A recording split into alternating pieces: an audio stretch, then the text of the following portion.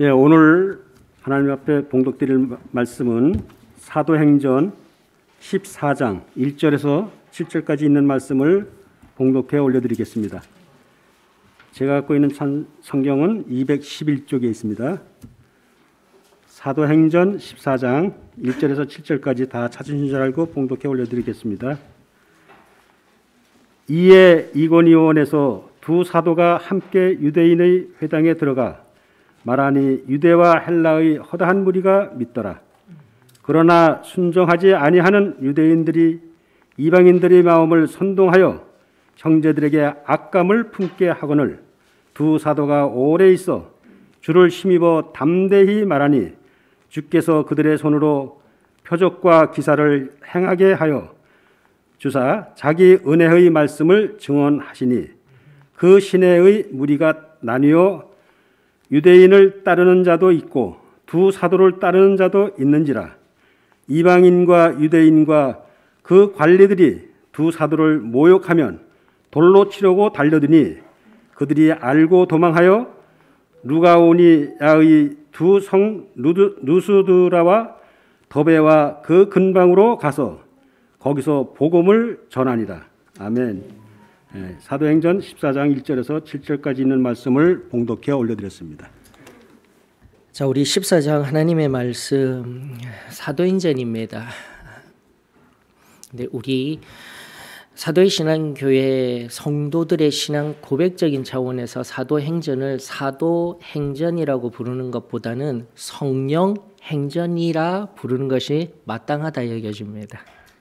즉 여기에 등장하는 사도 그리고 나아가 교회 그 모든 것은 바로 성령에 붙들려서 사용되어진 존재들일 뿐이며 실제적으로 교회의 역사는 성령에 의한 역사입니다. 우리가 이것을 놓치지 말았으면 좋겠어요. 그래서 이 사도행전의 말씀들을 바라볼 때마다 그 말씀은 곳곳에 순간순간 그리고 말씀에 불어넣어진 그 생명의 숨결, 성령 하나님이 어떻게 역사하고 계신가를 깊이 묵상하면서 이 말씀들 하나하나 살펴보게 되면 더 깊고 넓은 하나님의 진리를 끄집어 올릴 수가 있는 거예요. 그러면서 다시 가장 기본, 우리가 왜 사도의 신앙교회인지, 왜 그렇게 불리우는 교회인지, 다른 어떠한 교회도 아닌 역사 속 이 초대교회의 신앙을 그대로 따르기를 원하는 그 간절한 신앙의 고백들이, 그 영적인 갈망들이 이 사도행전 강해를 통하여서 하나님의 불어넣어진 그 숨결의 은혜를 통하여서 지금 여기 우리 소망교회가 새로워졌으면 좋겠습니다. 성령의 역사하심이 그 전날 그곳에서의 역사뿐 아니라 바로 이곳에서 지금 여기에 성령의 역사가 임할 수 있도록 우리 그렇게 말씀 앞에, 그렇게 기도대 앞에 서서 말씀 경청하며 기도하는 저와 여러분들이 되었으면 좋겠습니다.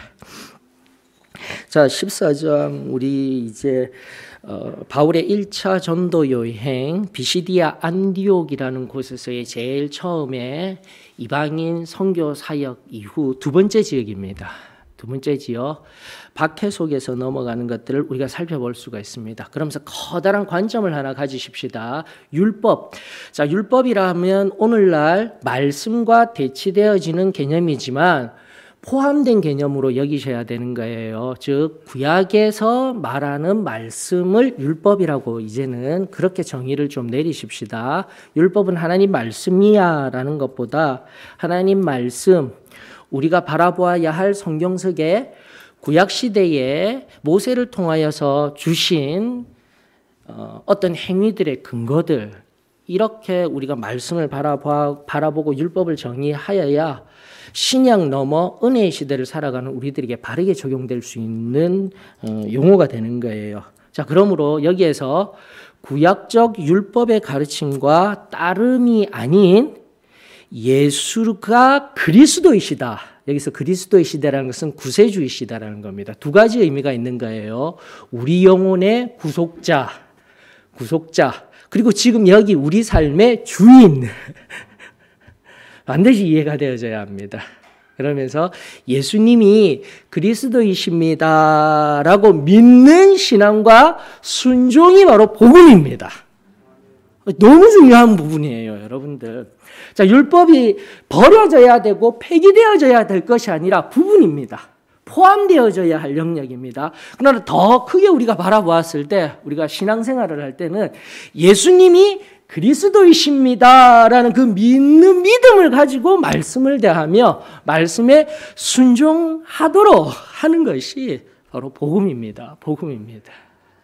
그리고 우리가 우리의 교리로 이제 들어가게 되었을 때, 우리가 교리라고 이야기하는 것은 보편적인 용어이지만 우리는 항상 우리 안에서 늘 고백하였던 진리입니다 고백하였던 체험적인 신앙, 체험적인 신앙이라는 교리와 우리 안에 진리로서 고백되어지게 될 때 바로 선물과 같이 받아 누린 것이 구원의 은혜였던 거예요. 예수 그리스도로 말미암아, 다시 한번 십자가로 말미암아, 아직도 내가 그 은혜의 풍성함을 경험하지 못하고 그 십자가의 뜨거운 사랑을 경험하지 못하고 왜 내가 이 어려운 상황 속에서도 예배를 드리고 있으며 우리 주님을 붙드는지, 그 은혜가 희미해지고 그 은혜가 약하여진 나에게 또다시 은혜 선물로서 주어지는 그 깊은 은혜, 십자가에 예수 그리스도의 보혈로서 오늘도 나는 새로워질 수 있습니다. 처음으로 돌아가는 거예요. 첫사랑을 기억하는 거예요. 말씀을 통하여서 내 신앙을 단단하게 하는 거예요. 그래서 제일 처음에 받았던 첫사랑이라고도 이야기하며 믿음을 통하여, 은혜를 통하여 제일 처음 누렸던 그 중생의 은혜를 늘 날마다 새롭게 하며 이제는 어떻게 해요? 온전하다. 우리는 온전하다, 완전하다고 표현합니다. 온전하고 완전한 성화를, 성결을 바로 100%의 헌신을 통하여서요.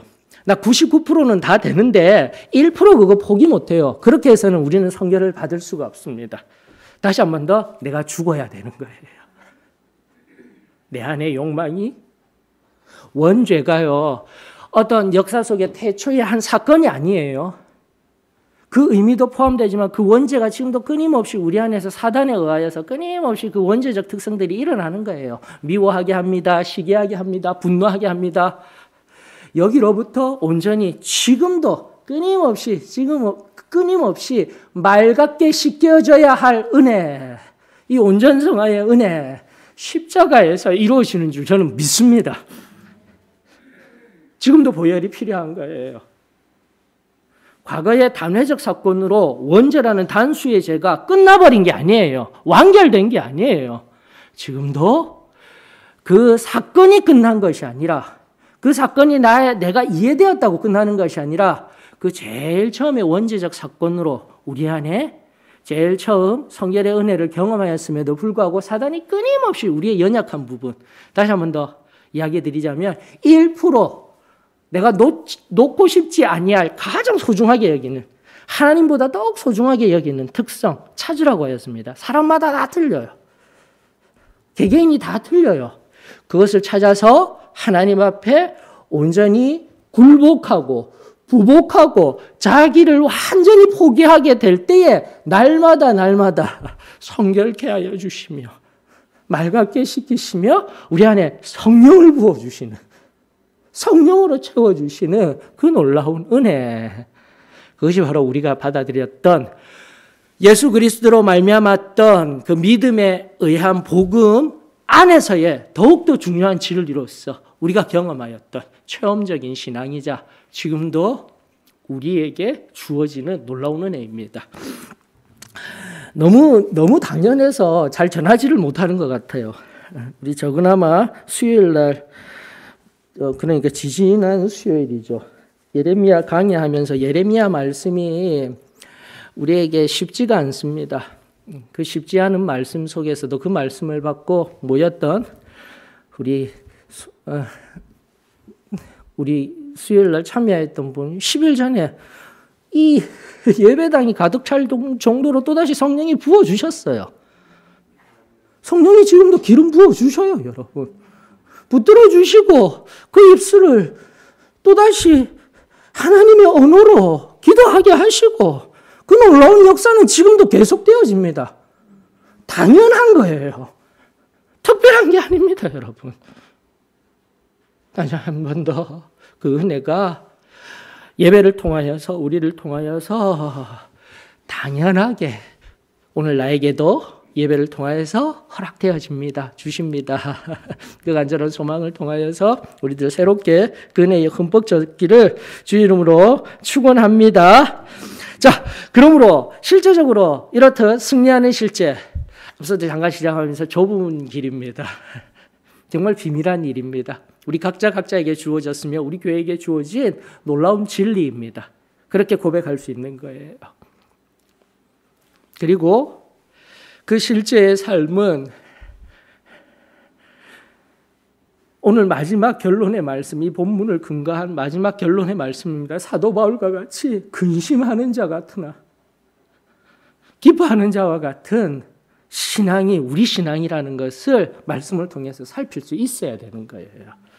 마냥 기뻐하고 마냥 풍요로운 것이 성도의 삶이 아니라 다시 한 번 더 이 좁은 문의 걸음 그리고 내가 받은 이 체험적인 놀라운 진리를 증거할 때에 얼마나 힘겨운지요.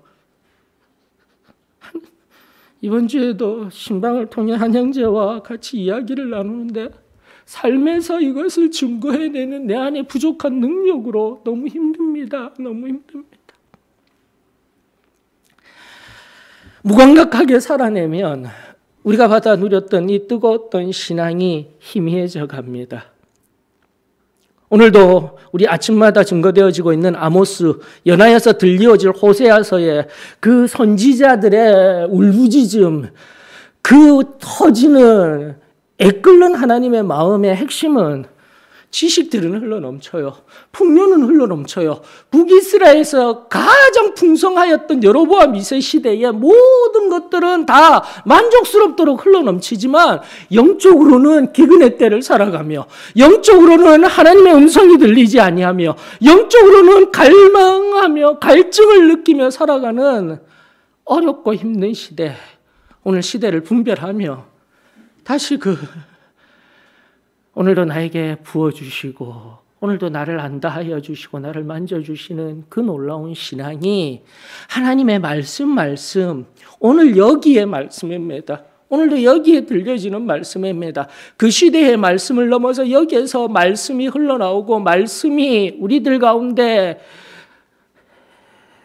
생명의 빛으로 비춰질 때에 우리가 환히 드러나야 하는 거예요. 그 누군가가 드러나는 것이 아닙니다. 세상의 어둠이 드러나는 것이 아닙니다. 그 환한 빛 가운데 또다시 나의 연약함을 발견하고 때로는 내 안에 숨은 죄를 발견하고 그 어둠을 발견하고 환한 빛 가운데로 나아가도록 주님 앞에 겸손히 엎드려 굴복하는 신앙, 또다시 나를 십자가에 못 박는 신앙,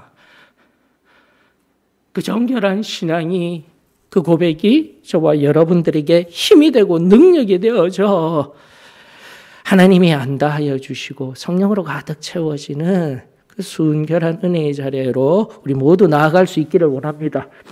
그러므로 승리의 삶에 체험하는 신앙에 의한 승리의 삶의 실제는 매 순간순간이 영적 전투의 현장입니다. 그저 풍요롭고 평안한 평탄한 길이 아니에요, 여러분. 내가 이 걸음을 걸어가기 위해 우리는 매 순간 싸워야 합니다. 잠잘 때가 아니에요. 다시 한 번 더 이게 깊고 부요한 은혜를 허락하여 주셨던 그 전날 하나님의 놀라운 역사가 우리들에게 새로워지며 세상을 향해 어두워져 가며 마지막을 향해 나아가는 세대 가운데 참된 빛과 소금의 역할로서 우리 삶의 실제를 정확히 깨달으십시다. 매 순간 영적 전투의 현장입니다. 그래야 했을 때 오늘 말씀을 통하여서 영적 전투를 통하여서 결국은 끊임없이 나뉘게 하는 악한 사단의 세력과 그럼에도 불구하고 하나 되게 하려는 선한 성령 하나님의 일하심을 오늘 말씀에서 깊이 깨달아 또 세상에 나아가 하나 되게 하시는, 사랑으로 온전케 하시는 그 놀라운 성결의 은혜의 복의 통로로서 저와 여러분들 단단하게 일어서서 나아가는 저와 여러분들, 일주일에 승리하는 삶을 살아가는 저와 여러분들 되어지기를 주의 이름으로 축원합니다. 여러분들 14장 보셔요. 14장 전체를 살펴보게 되면 결론적으로 4절 한번 눈여겨보셔요. 성령에 붙들려서 놀라운 증거를 행하고 있는 상황 속에서도 표적과 기사라는 용어도 등장합니다. 그런 놀라운 상황 속에서도 실제 삶에 일어나는, 초대교회에서 일어나는 실제 삶의 현장은 4절, 그 시내의 무리가 나뉘어졌다라는 겁니다. 여러분들 하나 되기를 원합니다. 하나가 되고 싶어요. 그러나 가장 힘들고 어려운 일이 하나 되는 거예요. 오늘도 우리 어머님의 그 애끓는 기도와 같이 우리는 할 수 없습니다. 내가 할 수 있는 것이 아닙니다. 나는 한계가 너무나도 뚜렷합니다. 이것이 가장 먼저 고백되어지는 것이 우리 신앙인 거예요. 내가 하는 게 아닙니다. 성령께서 하십니다. 성령님이 하십니다. 이것이 우리 신앙의 가장 근본적인, 기본적인 성결 이후에, 그 성결 이후에 물붓듯이 임하시는 성령 충만함에 오늘 여기를 살아내는 우리 모두의 고백임에 이 시간 감사를 드립니다. 다시 한번 더 4절. 아무리 놀라운 능력과 이적이 있다 할지라도 유대인을 따르는 자도 있고 두 사도를 따르는 자도 있습니다. 이것이 바로 이 전체 14장 오늘 본문의 맥락을 살펴보기 위한 제일 처음에 배경으로 여러분 우리가 가지고 있어야 돼요. 그런 의미에서 바로 진리에 반대하는 사단이 있습니다라는 걸 기억하십시오. 그리고 사단에 의하여서 사용되어지고 이용되어지는 사람 미워하면 안 돼요. 공동체 미워하면 안 돼요. 지금도 서로의 주장 속에서 서로 정치적으로 아파하고 신음하는 것, 그것은 세상 사람들의 논리이지 우리는 조용히 기도하며 다시 한 번 더 예수 사랑으로 내가 주장하는 존재가 아니라 묵묵히 기도하며 나아가는 존재가 되어줘야 할 줄 믿습니다. 가장 기본적인, 가장 원리적인 것들을 놓치지 마십시다. 그런 의미에서 사단이 끊임없이 인간 실제 안에 사람의 삶의 상황 속에서 하는 행위들이 이미 45절 시작부터 이방의 선교 현장 속에서 45절과 50절을 통해서 알려드렸습니다. 반박, 비방, 선동, 그리고 박해로. 이것은 신약기 시간의 순서로도 참 귀한 흐름을 우리들에게 알려주고 있어요. 진리를 반박합니다. 그리고 자기 혼자 반박하는 것이 아니라 꼭 옆에 있는 사람들과 함께 비방하며 선동하는 것으로 나아가게 돼 있어요. 그리고 나아가 어떻게 한다고요? 박해하는 거예요. 쫓아내는 거예요. 그리고 거기에 더하여져서 오늘 본문 속에요. 두 번째 선교 지역인 이고니온에서 또다시 진리를 증거하고 있는 사도들을 나뉘어서 하게 하는, 품게 하는 것이 성경에 보니까 2절에 나와 있죠. 2절에 형제들에게 악감을 품게 하거늘 하면서 하나의 용어가 더 등장합니다. 진리에 반항하게 하는 사단의 방법. 두 번째, 악감을 갖는 것이 아니라 악감을 품게 한다라고 성경은 정확하게 이야기하고 있습니다. 너무 악한 행위예요. 내가 존재적인 이유로든 그 누군가를 미워하고 악한 감정을 품는 것도 참 나쁜 거죠. 내가 하나님 앞에 늘 기도해야 할 영역이죠. 그런데 더 한 걸음 더 나아가 아닌 듯, 그렇지 않은 듯 바로 이런 행동을 하는 거예요. 오늘 나 자신을 점검해야 됩니다. 하나님 말씀 앞에서 그 말씀의 거울 앞에서 나를 바르게 바라볼 수 있어야 되는 거예요. 그러면서 우리는 한글로 악감을 품게 하다 되어져 있는데 영어 NIV, NLT 그리고 킹 제임스 버전 다 살펴봐도 어떻게 표현하고 있냐면은 야, 말씀이 이렇구나라고 하는데 어떻게 되어 있냐면은 poisoned their minds against brothers 또는 Paul's bananas 이렇게 되어 있어요. 이게 무슨 말이냐면은 그 마음을 아예 독사를 시키려고 하듯이라고 표현되어져 있어요. 히브리어 원어적인 측면은 너무 강력합니다. 그냥 악감을 품게 하는 우리 한글 용어는 한글의 의미는 그저 나쁜 마음을 먹게 하였구나 하였는데요. 영어적인 표현이 그래요. 포이즌이라고 하여서 어떤 대상을 향하여서 어떤 상황을 향하여서 형제들을 향하여서 그 대상이 되어지는 상대방의 마음에 형제를 정말 죽이기까지 살이에 이르게 하는 독한 마음을 품게 하도록 표현된 것이 원의적인 하나님의 말씀이었다는 것입니다. 사랑하는 성도 여러분, 이것이 바로 사단이 하는 일입니다. 형제를 그토록 미웁게 합니다. 또 나아가 아직 구원받지 못한 세상 속 누군가가 있다라고 하였습니다. 우리는 세상을 향해 품어내고 사랑해야 합니다. 기억하셔요, 여러분. 죄는 미워해야 합니다. 죄는 싫어해야 합니다. 그러나 하나님 만드신 세상은 우리들에게 우리가 살아갈 수 있도록 공기도 내어주고 있고 물도 내어주고 있고 분리되어진 곳이 결코 아니에요, 여러분. 좀 더 깊은 묵상이 필요합니다. 사랑하는 성도 여러분, 죄를 미워하고 사단을 미워하되 세상 속 죽어가는 그 누군가를 향하여서 우리 받아 누린 그대로 온전한 사랑으로 품어낼 수 있는 사랑, 악한 마음을 품어내는 것이 아니라 사랑으로 품어낼 수 있는 진정한 성도, 진정한 교회가 될 수 있도록 오늘도 우리 영혼의 옷깃을 여미십시다. 주의 보혈로 덮이십시다. 내가 할 수 없습니다.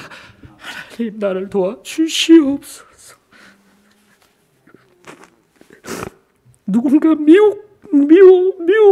미워하는 마음이 생기려 합니까? 사단이 또 나에게 찾아왔구나. 사단이 유혹하고 있구나. 그것을 잊지 말 것이며 주의 보혈로 덮여 넉넉히 이길 수 있는 저와 여러분들이 되었으면 참으로 좋겠습니다. 그러면서 박해의 또 다른 표현입니다. 모습입니다. 성경은 말하고 있습니다. 5절에 두 사도를 모욕하며 돌로 치려고 달려드니 공격하는 거예요. 실제적으로 공격하고 실제로 아픈 말하고 찌르고 죽도록 하는 것. 그 존재를 밀어내려 하는 것. 이것은 세상의 방법이지 우리 성도가 해서는 안 되는 일입니다. 다시금 하나님의 말씀으로 우리 새로워질 수 있는 하나님의 말씀 앞에서 일어설 수 있는 저와 여러분들이 되어지기를 원하며 5절을 분석하면은 여러분들 제일 처음 이렇듯 이 이고니온 지방에 살고 있는 유대인들, 그 유대인들이 역사를 잊어버린 것 같아요. 즉 지금 이고니온이라는 지역, 가나안 땅이라는 또다시 구약으로 돌아가 율법에 의하여서 그들에게 주어진 땅은 지금의 유대 땅인데 예수님 당시에 유대 땅이 되어져야 하는데 이고니온 지역이라는 곳으로 살아갈 수밖에 없는 역사적 사실을 잃어버렸다. 예레미야서 지금 수요일을 강의하고 있는 우리 소망교회를 강의하고 있는 그리고 성경의 지식을 통하여서 이 유대인들이 가진 역사적 배경을 잊어버린 자처럼 살지 말 것이며 바로 그때 하나님을 바르게 섬기지 못하고 하나님 말씀에 순종하지 못하고 하나님 말씀에 의해서 살아내지 못한 그 저주와 같은 상태가 바로 70년 동안의 포로 생활이었던 거예요. 그리고 70년 동안에 나라가 망하고 포로 생활이 되어진 연후 회복이 되어져야 함에도 불구하고 회복되지 못하고 이방 땅에서밖에 살 수밖에 없었던 유대인들이 그토록 아파하면서 회당을 짓고 이것이 바로 하나님 앞에 우리의 원죄적인 유대인들이 원래 가졌던 역사인식 속에서 우리가 하나님을 바르게 섬기지 못하여서 저 이방인들처럼 살아내지 아니하려고 몸부림치며 살아가던 그 유대인들의 역사성, 정체성 다 잊어버리고 성경은 말하고 있습니다. 이고디온에 있던 이고디온에 있었던 이방인들과 유대인들과 자신이 가진 지금의 행복을 위하여서 서로 연합하는 거예요. 서로 함께하는 거예요. 하나님의 순전한 뜻을 다 잊어버리게 되는 거예요. 사단이 들어와서 우리들 마음에 하는 일이 제일 처음 그렇게 뜨겁게 사랑하며 뜨겁게 세상을 섬기도록 내어주신 그 성령의 원뜻을 잊어버리게 하는 것이 바로 사단이 하는 일입니다, 여러분. 우리가 또 말씀 볼 때마다 그냥 이 말씀에 기록된 하나의 사건이었어가 아니라 지금 유대인들이 그 전날 내가 잘못해서 내가 하나님 앞에 온전히 순종하지 못함으로 지금 나 여기에 이방인같이 살아가지만 회당 짓고 하나님 말씀 들으며 하나님 뜻을 이루는 존재가 될 거야. 그렇게 순전하였던 그들의 삶의 의미들이 지금 여기에 영향력과 지금 여기에 행복을 위하여서 그 가장 기본적인 하나님의 뜻을 놓치고 살아가는 모습 속에서 오늘 나는 무엇으로 살아가고 있습니까? 하나님 제일 처음에 주셨던 그 은혜에 의하여서 이 은혜만으로도 족하오니 하나님 나를 사용하여 주시옵소서. 그렇게 제일 처음 고백하였던 그때 그 첫사랑 우리 기억할 수 있기를 원합니다. 지금도 물질 하나님이 허락하여 주셔서 하나님 감사합니다. 그 물질 하나님께 사용되어져야 합니다. 나만의 배를 부르게 하도록 내가 더 좋은 것을 가질 수 있도록 누리도록 살라고 주신 물질이 아니에요. 처음으로 다시 돌아가십시다. 아무리 없고 아무리 힘들다 할지라도 콩 반쪽이라도 나눠 누군가에게 내어줄 수 있는 그 제일 처음 첫사랑의 마음, 물질을 넘어선 그 진정한 사랑의 은혜가 붙들린 그 제일 처음 사랑의 은혜가 저와 여러분들에게 새롭게 회복되어지기를 주의 이름으로 축원합니다. 오늘 여기에 상황 가운데 붙들리거나 사단의 음성에 내가 넘어지게 되면 나는 그 제일 처음 불러주셨던 하나님의 은혜를 잊어버리고 희미한 삶을 살아가며 오늘 여기를 아프게 살아갑니다. 계속해서 강해 중에 말씀드리는 바와 같이 내가 나 자신을 소외시킵니다. 나를 외롭게 합니다. 하나님과 함께 걸으며 나아가는 인생은 결코 외롭지가 않답니다. 하나님과 함께함으로도 외롭지가 않지만 항상 외로운 그 누군가를 섬기기 때문에 절대 외롭지가 않습니다. 보이지 아니하는 손으로 그들을 섬기며 누가 알아주어서가 아니라 존재 자체가 결코 외롭지가 않아요. 왜 그 놀라운 비밀을 우리가 잃어버리고 살아갑니까? 다시 한 번 더 말씀 앞에서 우리가 어떻게 살아가야 할지 한 걸음 한 걸음 새로 회복할 수 있는 진리를 담지한 우리 소망교회 다시금 일어설 수 있기를 주의 이름으로 축원합니다. 자, 그러면서 4절을 기반으로 한 시간적 흐름이 있다고 하였습니다. 그 시간적 흐름을 나타내는 것이 이런 어려운 상황 속에서도 3절에 보면 두 사도가 오래 있어라고 성경은 말하고 있습니다. 오래 있어라고 말하면서 그럼에도 불구하고 앞서 이제 나뉘게 하는 사단의 악한 것을 우리가 들여다봤다면 하나 되게 하는 성령의 일은 무엇인가 간단하게 살피고, 우리가 너무 잘 알고 있기 때문에 간단하게 살피고 지금까지 상고한 것들, 반면교사 삼았던 것들을 긍정형의 형태로 우리 말씀 속에서 한번 답을 찾아보십시다.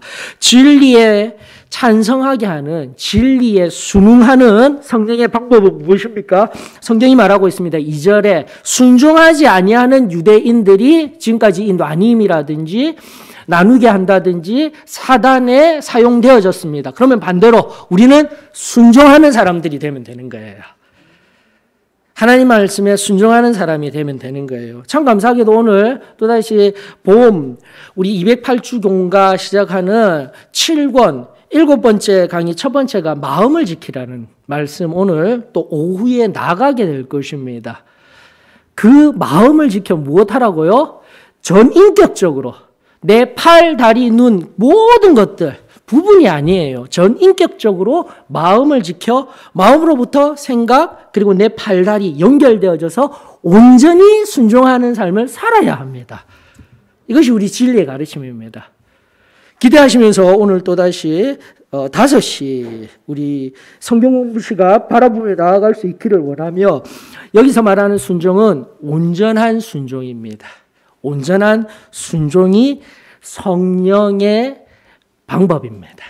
성령님이 우리를 통하여서 일하시는 우리 삶의 모습입니다. 라는 것을 말씀을 통해서 발견하게 됩니다. 근데 늘 얘기하죠. 순종이 힘들어요. 근데 또 성경은 정확하게 이야기하고 있습니다. 뭐라고요? 성경에 그대로 답 찾아보십시다. 3절에 주를 힘입어.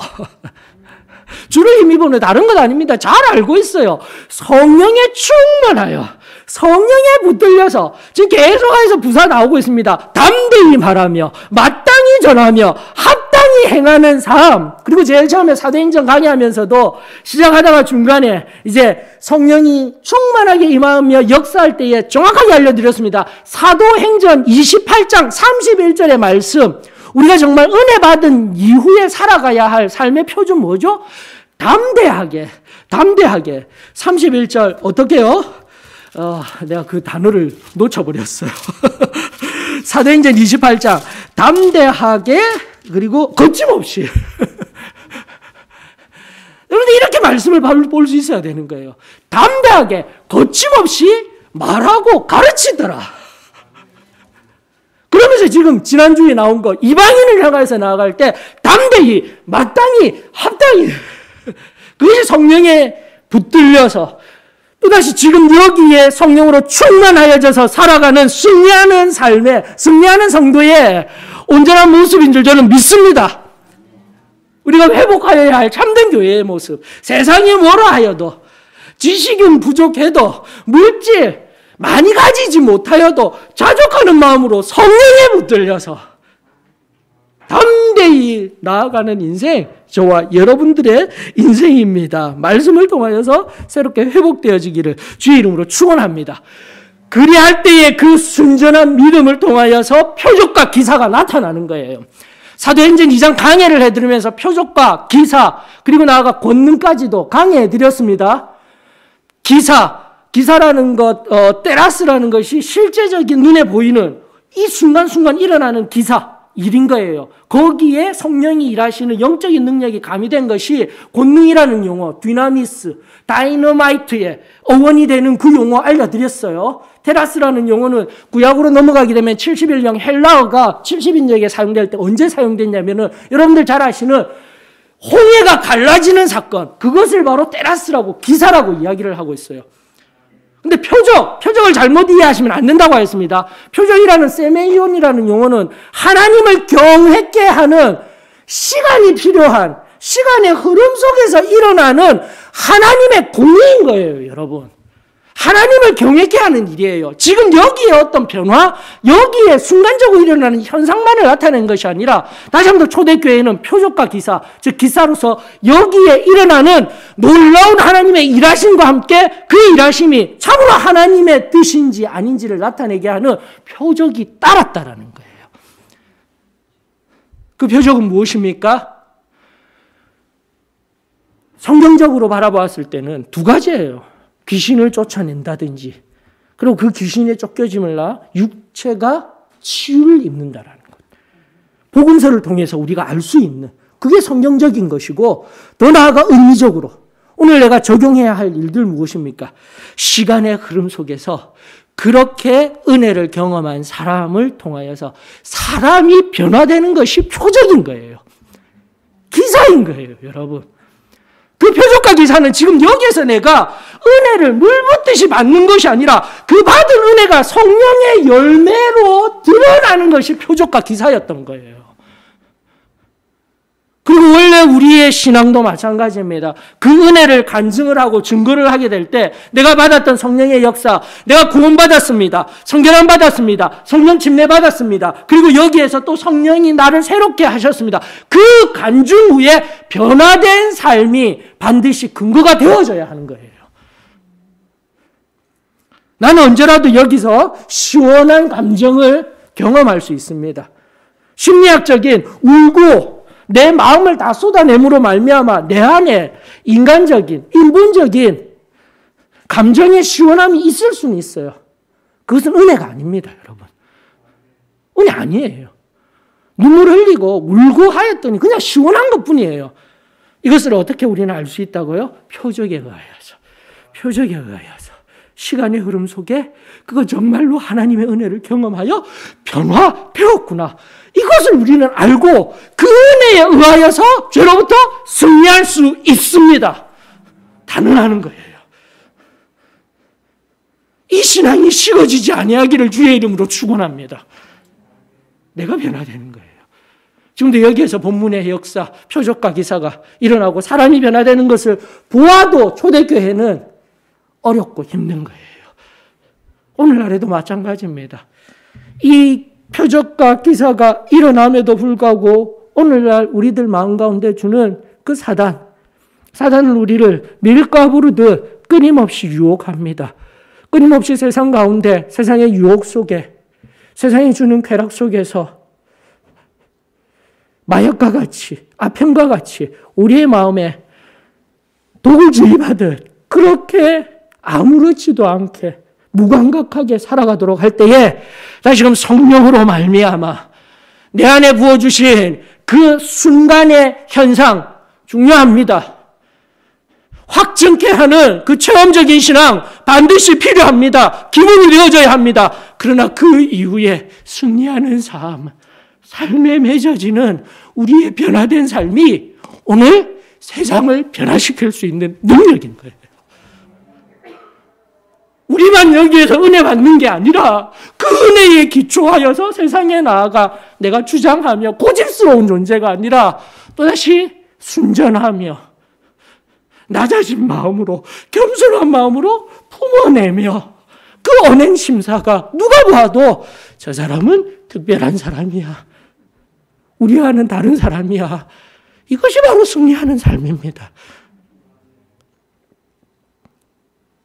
또다시 이 체험적인 신앙과 우리 승리하는 삶의 그 가장 기본적인 역사가 오늘 이제 이 봄, 시작되는 봄, 우리 새로워질 수 있었으면 좋겠습니다. 그러면서 제가 간단하게 또 말씀, 여러분들이 직접 찾아가서 반드시 보셔야 돼요. 고린도후서, 바로 이것을 정확하게 표현하는 것이 고린도후서와 마지막 7장 말씀 2절 제가 소개시켜 드린 연후에 여러분들이 반드시 말씀을 보셔야 합니다. 고린도후서 6장 2절, 그토록 우리가 잘 알고 있었던 말씀, 6장 2비절, 보라 지금은 의대해 받을 만한 때요, 보라 지금은 구원의 날이로다. 이 말씀과 함께 5장 17절에 그런즉 누구든지 그리스도 안에 있으면 새로운 피조물이라 이전 것은 지나갔으니 보라 새 것이 되었도다. 이것이 바로 우리가 제일 처음 받았던 첫사랑에 의한 중생의 체험입니다, 여러분들. 그리고 그것으로 끝난 것이 아니라 그 다음 그냥 우리가 일반적으로 알고 있는 성결, 성령 침례뿐 아니라 어떻게 살아가야 할까? 이것을 나타내는 장면이 6장에 다 드러나 있어요. 6장에, 고린도후서 6장에. 뭐라고 하고 있습니까? 8비절입니다. 우리는 속이는 자 같으나 참되고 무명한 자 같으나 유명한 자요, 죽은 자 같으나 보라 우리가 살아있고 징계를 받는 자 같으나 죽임을 당하지 아니하고 10절 나같이 근심하는 자 같으나 항상 기뻐하고 가난한 자 같으나 많은 사람을 부유하게 하고 아무것도 없는 자 같으나 모든 것을 가진 자로다. 이걸 왜 놓치고 살았어요? 물질에 의하여서 소유와 경험에 의하여서 행복한 삶이 아니라니까요. 이 은혜에 의하여서 우리가 도리적으로 외친 것이 아니라 하나님 말씀이 우리들에게 알려주신 놀라운 삶입니다.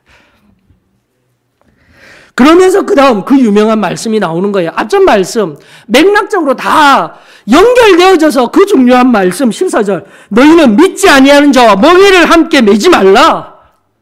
의와 불법이 어찌 함께하며 빛과 어둠이 어찌 사귀며 그리스도와 벨리알이 어찌 조화되느며 믿는 자와 믿지 않는 자가 어찌 상관하며 하나님의 성전과 우상이 어찌 일치가 되리요. 단순하게 14절과 16절로만 바라보게 되면 굉장히 강한 말씀이 되지만 앞에서부터 어떤 맥락 속에서 이렇게 흘러왔는지 우리를 변화시켜 주신 성령 하나님에 의하여서 우리는 벨리알로부터 구분될 수 있는 거예요. 세상으로 구별이 되는 거예요. 이것이 우리가 진리로서 선포되어진 하나님 말씀에 근거한 승리하는 삶입니다. 저와 여러분들에게 새로워지기를 원합니다. 그러면서 7장 3, 4절을 통해서 사도 바울이 확증하는 거예요. 7장 3, 4절. 7장 내가 이 말을 하는 것은 너희를 정죄하려고 하는 것이 아니라 내가 이전에 말하였거니와 너희가 우리 마음에 있어 함께 죽고 함께 살고자 합니다. 나만의 성결이 아닙니다. 모두의 모든 것들의 보듬어진 성결. 우리가 성결을 잘못 이해하여서 나만 구분되어지고 누군가만 구분되어진 것이 아니라 다시 한 번 더 나만 사는 것이 아니라 우리 모두가 함께 사는 것이 진리였습니다. 이것이 성경의 말씀이었어요. 그러면서 4절 나는 너희를 향하여 담대한 것도 많고 너희를 위하여 자랑한 것도 많으니 내가 우리의 모든 환난 가운데서 위로가 가득하고 기쁨이 넘치는도다. 사도 바울이 이야기하는 거예요. 모든 것들을 다 가진 자였습니다. 세상적으로 모든 것들이 풍족한 자였습니다. 그러나 그것을 분토와 같이 여기고 고난을 핍박을 당연히 당하는 중에 또다시 이 말씀을 어떻게 증언할까? 놀라운 말씀 본문으로 돌아가게 되면은 왜 그때 동안 이고니온의 박해와 어려움 속에서도 왜 말씀을 전하느냐? 첫 번째로는 이방인을 향한 사랑, 이방인에 의하여 사용되는 하나님의 뜻도 있지만 끊임없이 바울 서신을 연구하다 보면은 가장 중요한 핵심이 자신의 동족인 유대인들을 사랑하기 때문이었던 거예요. 내 모든 밥숟가락까지도 아는 내 단점도 아는 저희와 이제는 좀 말도 안 섞고 싶고 너무 많이 알아서 싫어 그런 마음이 아니라 그렇게 싫은 바 되어지고 내 단점도 알고 내 연약함도 알고 서로 과거성 속에 투닥투닥 거리기도 하고 그러면 우리는 나뉘어져서 나는 별로 얘기 안 하고 싶은 사람이 아니라 사도 바울은 바로 그런 유대인들을 끊임없이 설득하고 끊임없이 사랑하고 끊임없이 품어내기 위하여서 계속하여 이 복음을 전하였던 거예요. 그 사랑이 그 지독한 하나님의 사랑에 붙들린 사도 바울 그래서 근심이 많았던 거예요. 인내로서 근심하며 인내로서 품어내야 하는 그 근심 많은 자 사도 바울 그럼에도 불구하고 하늘로부터 하나님이 주시는 그 비밀한 기쁨 가운데 젖어 근심하는 자 같으나 6장 10절이 이야기하듯 근심하는 자 같으나 기뻐하는 자 사도 바울 또다시 우리 소망교회가 오늘 이 진리를 뚜렷이 경험하였으며 그대로 말씀에 의하여 받아 누린 우리 사도의 신앙교회가 사도 바울과 같이 이 초대교회에 묵묵히 한 걸음 한 걸음을 내디든 이 사도와 같이 세상 한가운데 오늘도 우리 주 예수 그리스도의 사랑으로 나만의 복음이 아니라 내 옆에 있는 내 가족, 내 이웃 그리고 세상을 온전히 품어낼 수 있는 그 두려움 없는 사랑에 젖어 세상이 참된 빛과 소금의 역할을 감당하는 이 한 주 한 걸음 한 걸음이 되어지기를 주의 이름으로 축원합니다.